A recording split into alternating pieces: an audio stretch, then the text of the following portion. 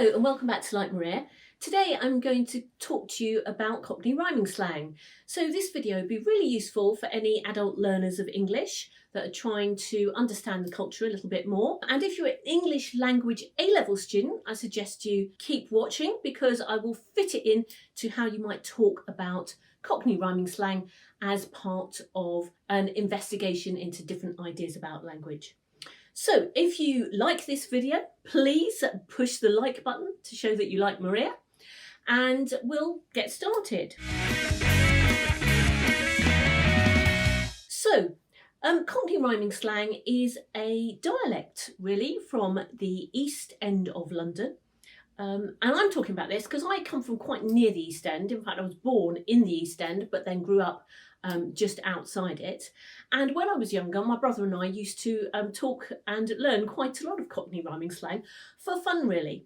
But some of the phrases were part of our everyday language. And some of them I think you might even understand and use yourself without realising it.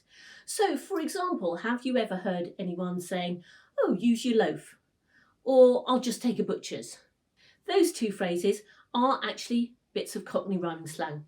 Loaf of bread, meaning head, and butcher's hook, meaning look.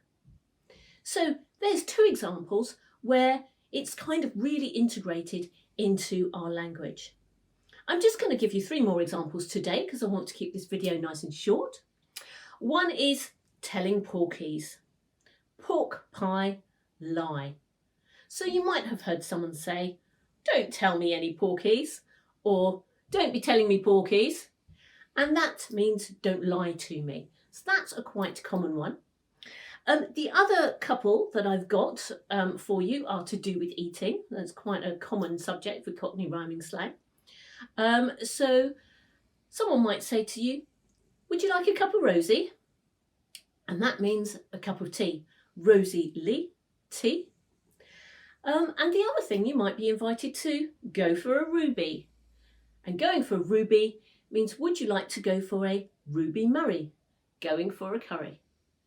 So there you have pork pies, loaf of bread, Ruby Murray, Rosie Lee, butcher's hook.